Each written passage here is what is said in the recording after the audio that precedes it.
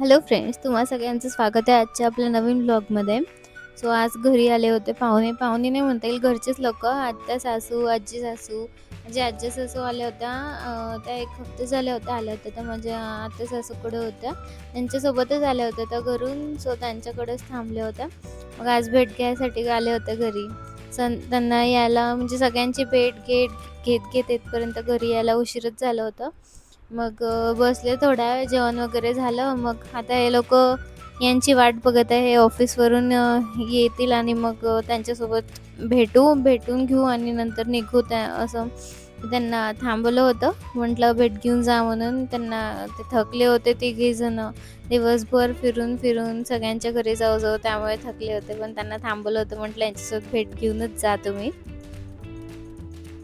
घरात मोठी माणसं आली की फक्त घर भरत नाही, घराला आशीर्वाद मिळतात. त्यांचं असणं म्हणजे एक वेगळीच पॉझिटिव्ह एनर्जी असते घरात.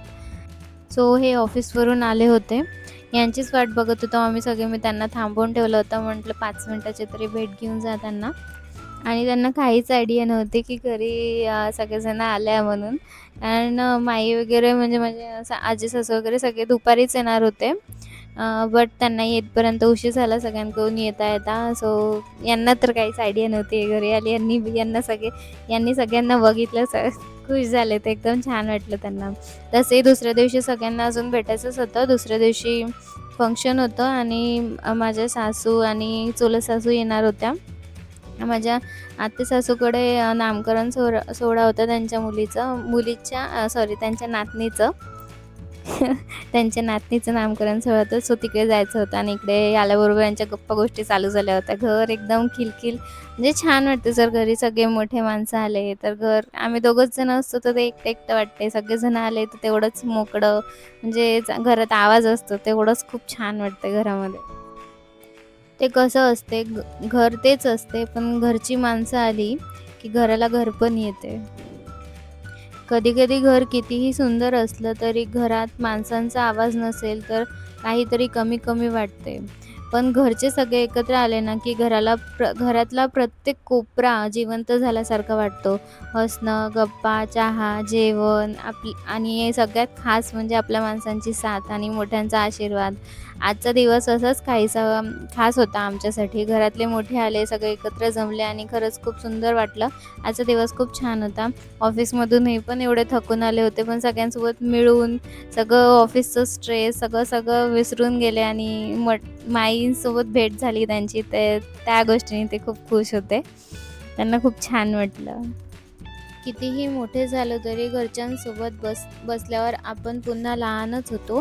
तेच जुन्या गोष्टी, तेच किस्से, तेच असणं, पण प्रत्येक वेळी नवीन आनंद असतो.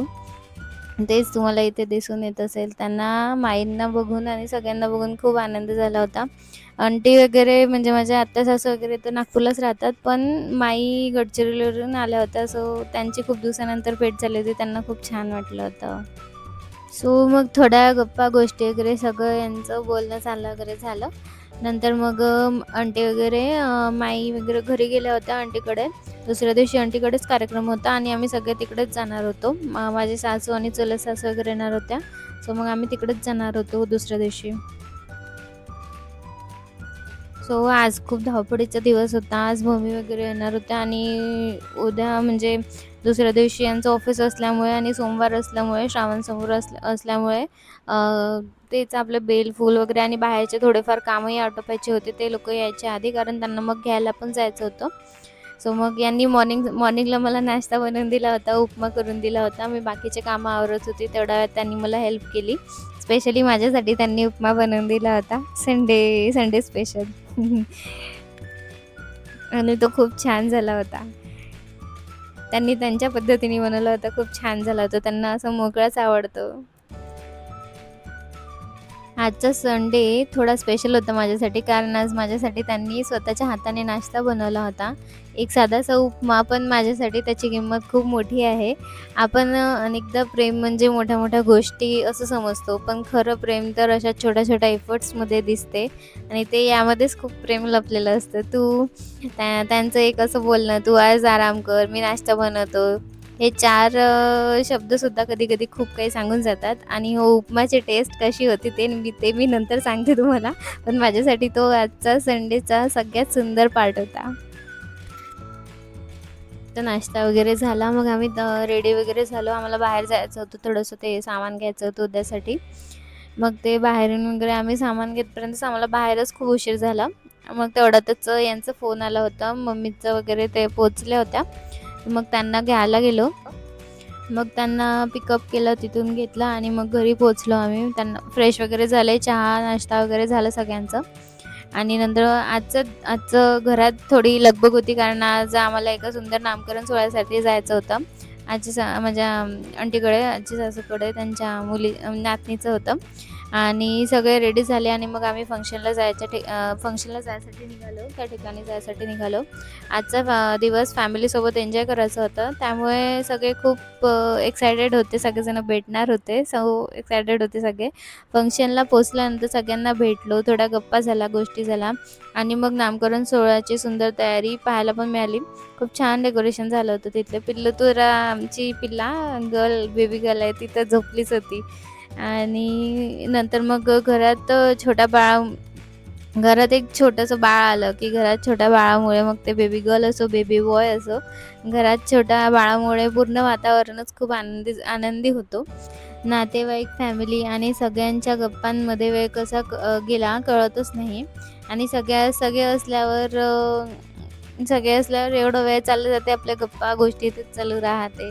खूप दिवसांनी भेटल्यानंतर असंच होते. थोडे फोटोज घेतले, सगळ्यांसोबत वेळ घालवला आणि छान मोमेंट्स कॅमेरामध्ये कॅप्चर केले.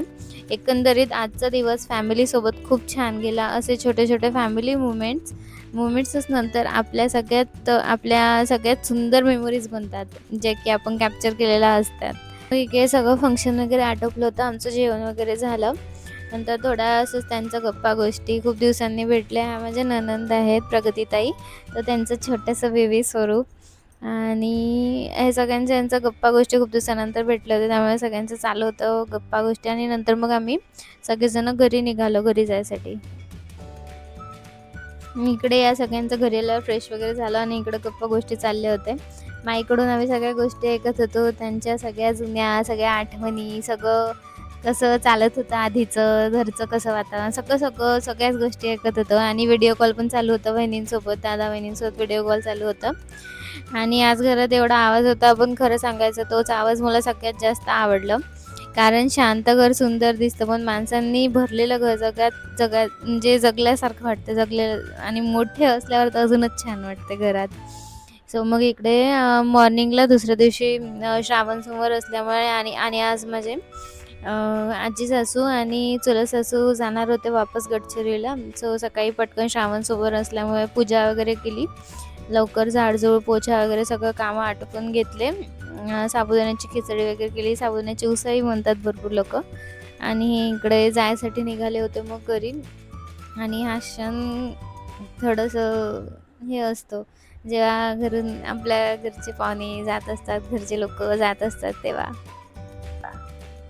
तो क्षण म्हणजे जेव्हा सगळे निघायला लागतात, तर थोड्या वेळापूर्वी घरात सगळी चहल-पहल, सगळं आवाज, सगळ्यांचं म्हणजे सगळे असल्यावर असं घर असं भरल्यासारखं वाटतं. आणि मग तेच घर एकदम अचानक शांत होऊन जाते. सगळेजण जायला निघाले की म्हणजे सगळेजण गेले की घर एकदम असं शांत होऊन जातं. मन म्हणते थोडा अजून थांबा, एक दिवस अजून थांबा, पण तेच जावं तर लागते मग. आणि कारण तसेही काही भेटी किती छोट्या असली तरी त्यांच्या आठवणी खूप मोठ्या असतात. आज सगळे परत गेले, पण घरात त्यांचं हसणं, त्यांच्या गप्पा आणि आजचा सुंदर वेळ मनात मात्र राहून गेला. इकडे मग मी आणि यांनी मग त्यांना इथे सोडून दिलं होतं, बस स्टॉपवर सोडून दिलं होतं. ट्रॅव्हल्समध्ये बसवून दिलं होतं त्यांना. आणि इकडे तर नागपूरमध्ये काहीतरी वेगळंच चालू होतं. एका भागामध्ये पाऊस येत होता, दुसऱ्या भागामध्ये पाऊसच नव्हता. आमच्या घराकडे तुम्ही बघितलं असं निघताना एवढं पाऊस होतं. तिथून निघालो तेव्हा खूप पाऊस होता. आणि मग तिथे पोहोचलो ट्रॅव्हल्सजवळ. त्या एरियामध्ये काहीच पाऊस नव्हता, पूर्ण कोरडं झालं होतं. असं अर्धीकडे पाऊस, अर्धीकडे हे होतं. मग त्यांना बसवून दिलं. आम्ही पोहोचलो होतो आणि ट्रॅव्हल्स लागलीच होती. बरं झालं मिळून गेलं पटकन. त्यांना मग बसवून दिलं होतं दोघींना आणि मग आम्ही घरी जायसाठी निघालो होतो. तसं यांचं ऑफिस होतं, यांना लेट होत होतं. पटकन निघालो मग तिथून आणि आजचा व्लॉग आपला पूर्ण फॅमिली गेट टुगेदर व सगळ्या आठवणी ताज्या झाल्या त्याच्यावरच होतं. आता तुम्ही बघू शकता घरात पूर्ण शांतता आहे. माझी मम्मी तिथे म्हणजे सासूबाई तिथे बसल्या टीव्ही बघत आहे. मी इकडे माझं काम करत आहे. अशा प्रकारे पूर्ण घरात शांतताच होती. सो तुम्हाला आजचा व्लॉग आवडला असेल तर त्यांना नक्की लाईक, शेअर आणि सबस्क्राईब करा आणि कमेंटमध्ये सांगा अजून काय पाहायला आवडेल तुम्हाला. चला तर मग भेटूया पुढच्या व्लॉगमध्ये. बाय.